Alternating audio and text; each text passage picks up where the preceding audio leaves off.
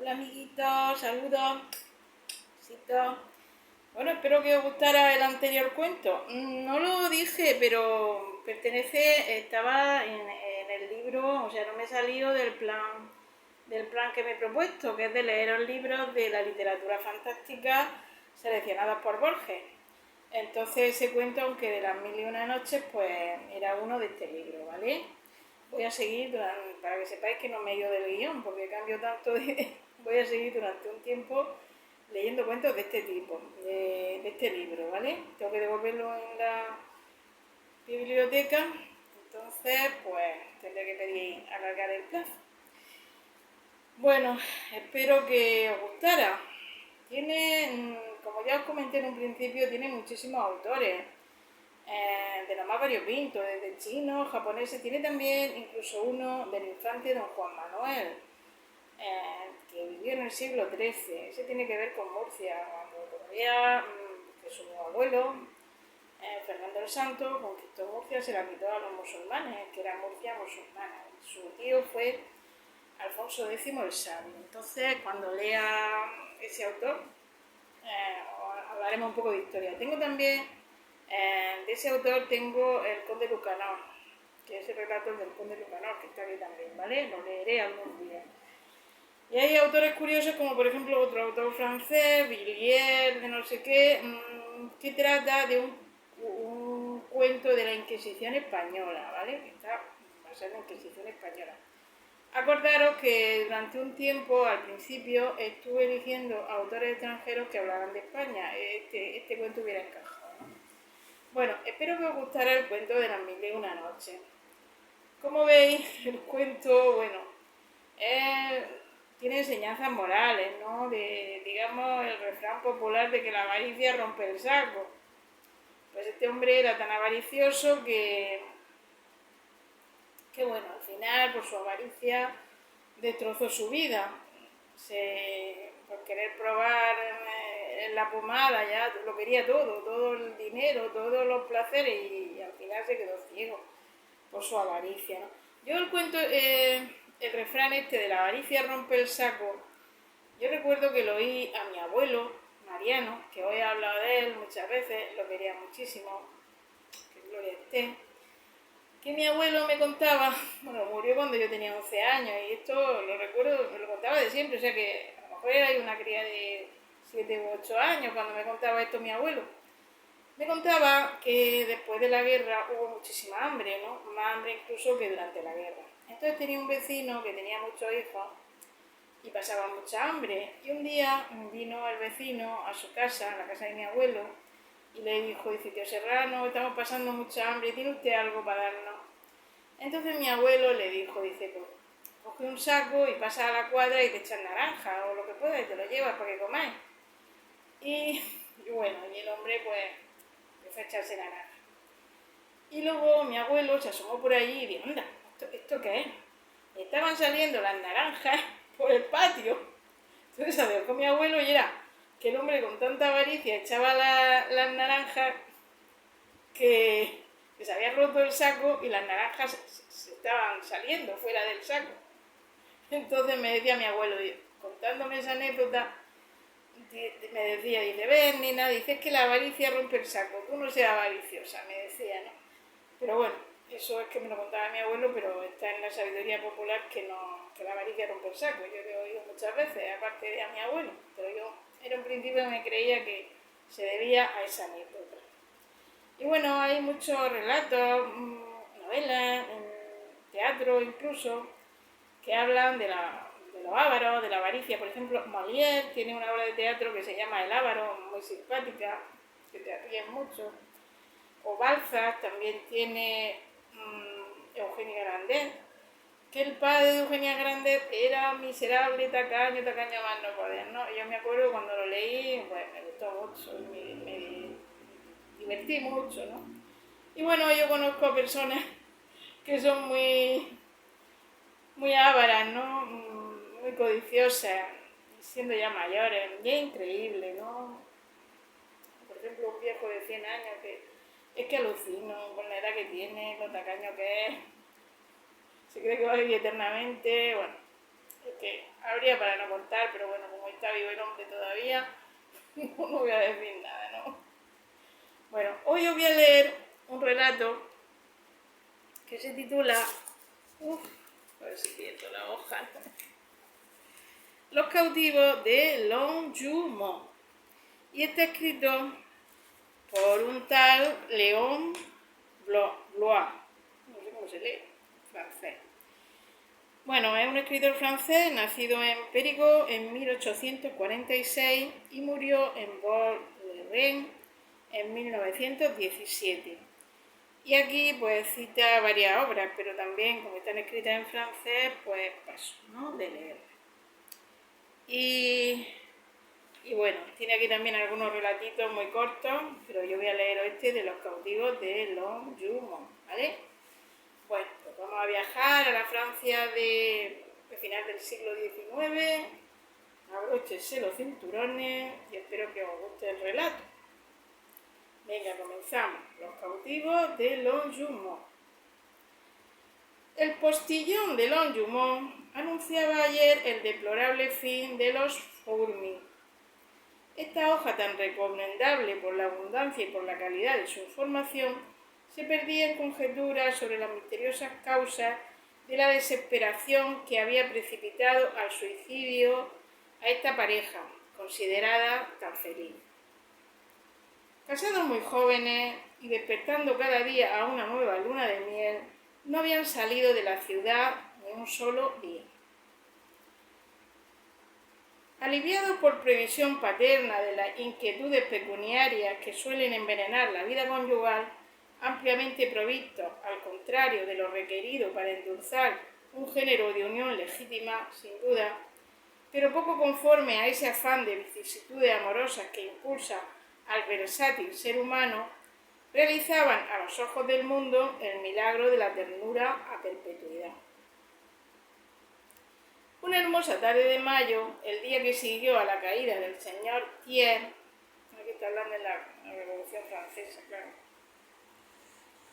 no sé, aparecieron en el tren de circunvalación con sus padres, venidos para instalarlo en la propiedad deliciosa que albergaría su dicha.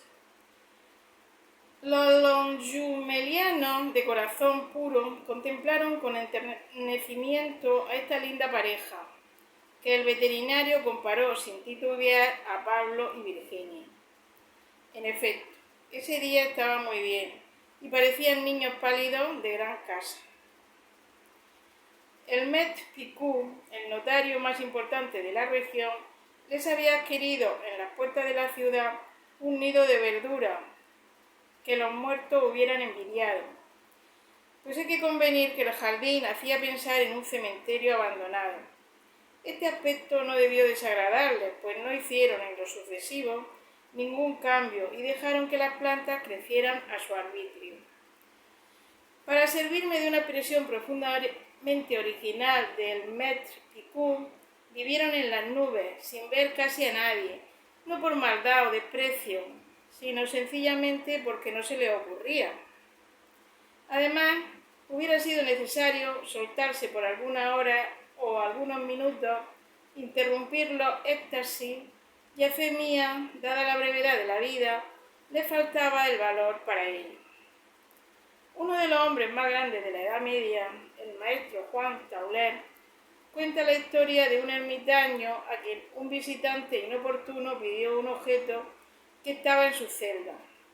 El ermitaño tuvo que entrar a buscar el objeto, pero al entrar olvidó cuál era, pues la imagen de las cosas exteriores no podía grabarse en su mente.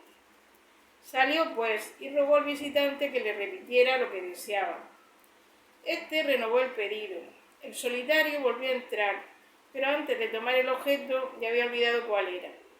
Después de muchas tentativas se vio obligado a decir al importuno: entre y busque usted mismo lo que desea, pues yo no puedo conservar su imagen lo bastante para hacer lo que me pide. Con frecuencia el señor y la señora Fourmis me han hecho pensar en el ermitaño. Hubieran dado gustosos todo lo que se les pidiera si no lo hubieran recordado un solo instante. Si si lo hubieran recordado un solo instante. Sus distracciones eran célebres y se comentaban hasta en Corbeil. Sin embargo, esto no parecía afectarlo, y la funesta resolución que ha concluido con sus vidas tan generalmente envidiadas tiene que parecer inexplicable. Una carta ya antigua de ese desdichado Formin, a quien conocí de soltero, me ha permitido reconstruir por inducción toda su lamentable historia. Y aquí la carta. Se verá quizá que mi amigo no era ni un loco ni un imbécil. Comienza la carta. Por 10ª o 20ª vez, querido amigo, faltamos a nuestra palabra, infamemente. Por paciente que sea, supongo que ya estará harto de invitarnos. La verdad es que esta última vez, como las anteriores, no tenemos excusa, mi mujer y yo. Te habíamos escrito que contaras con nosotros y no teníamos absolutamente nada que hacer. Sin embargo, hemos perdido el tren, como siempre. Hace 15 años que perdemos todos los trenes y todos los vehículos públicos, hagamos lo que hagamos. Es horriblemente estúpido, es de un atroz ridículo. Pero empiezo a creer que el mal no tiene remedio. Somos víctimas de una grotesca fatalidad. Todo es inútil. Para alcanzar el tren de las 8, por ejemplo, hemos ensayado levantarnos a las 3 de la mañana y hasta pasar la noche en vela. Y bien, amigo mío, en el último momento se incendiaba la chimenea, a medio camino se me recalcaba un pie, el vestido de Julieta se enganchaba en alguna zarza, nos quedábamos dormidos en la sala de espera, sin que ni la llegada del tren ni los gritos del empleado nos despertaran a tiempo, etcétera, etcétera. La última vez me olvidé mi portamonedas. En fin, te repito, hace 15 años que esto dura y siento que ahí está nuestro principio de muerte. Por esa causa, tú lo sabes, todo lo he malogrado, me he disgustado con todo el mundo. Paso por un monstruo de egoísmo y mi pobre Julieta se ve envuelta, claro está, en la misma reprobación. Desde nuestra llegada a este lugar maldito hemos faltado a 74 entierros, a 12 casamientos, a 30 bautismos, a 1 millar de visitas o diligencias indispensables. He dejado que reventara a mi suegra sin volver a verla ni una sola vez, aunque estuvo enferma cerca de 1 año, cosa que nos privó de 3/4 partes de su herencia, que nos escatimó furiosa en un codicilo la víspera de su muerte.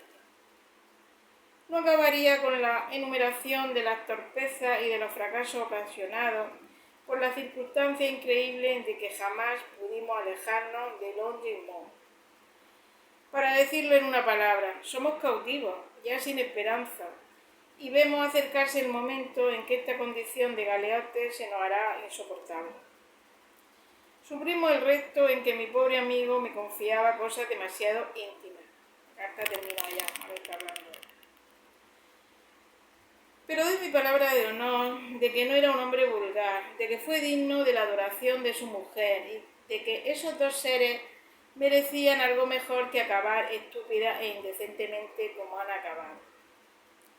Ciertas particularidades que me permito reservar me sugieren la idea de que la infortunada pareja era realmente víctima de una maquinación tenebrosa del enemigo del hombre, que los condujo por medio de un notario evidentemente infernal a ese rincón maléfico de Longjumeau, desde donde no ha habido poder humano que los arranque. Creo en verdad que no podían huir, que había alrededor de su morada un cordón de tropas invisibles, cuidadosamente elegidas para sitiarlos, contra los cuales era inútil toda energía. El signo para mí de una influencia diabólica es que los Formin vivían devorados por la pasión de los viajes. Esos cautivos eran por naturaleza esencialmente migratorios. Antes de unirse habían tenido la sed de rodar tierra.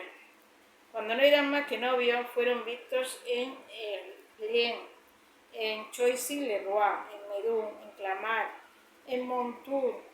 Un día alcanzaron hasta Saint-Germain. En Longjumeau, que les parecía una isla de Oceanía, estas raras exploraciones audaces de aventuras por mar y tierra se había exasperado. Su casa estaba abarrotada de globos terráqueos y de Planisferio, de Atlas ingleses y de Atlas germánicos. Hasta tenían un mapa de la Luna publicado por Gotha bajo la dirección de un botarate llamado Justus Peters. Cuando no se entregaban al amor, leían juntos historias de navegantes célebres, libros exclusivos de esa biblioteca. No había diario de viajes, Tour du Monde o boletín de sociedad geográfica del que no fueran suscriptores. Llovían en la casa, sin intermitencia, las guías de ferrocarril y los prospectos de las agencias marítimas. Cosa increíble, sus baúles siempre estaban listos. Siempre estuvieron a punto de partir, de realizar un viaje interminable a los países más lejanos, más peligrosos o más inexplorados. He recibido como 40 telegramas anunciándome su partida inminente para Borneo, la Tierra del Fuego, Nueva Zelanda o Groenlandia. Muchas veces, en efecto, estuvieron a un ápice de la partida, pero el hecho es que no partían, que no partieron jamás, porque no podían y no debían partir. Los átomos y las moléculas se coaligaban para sujetarlos. Un día, sin embargo, hará 10 años, creyeron escapar. Habían conseguido, contra toda esperanza, meterse en un vagón de primera clase que los conduciría a Versailles. Libertad. Ahí, sin duda, se rompería el círculo mágico. El tren se puso en marcha, pero ellos no se movían. Se habían ubicado, naturalmente, en un coche destinado a quedar en la estación. Había que volver a empezar. El único viaje que debían lograr era evidentemente el que acababan de emprender. ¡Ay de mí! Y su carácter, que conozco también, me induce a creer que lo prepararon temblando.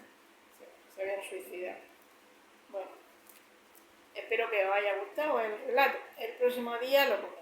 Venga, saludos, muchos besitos.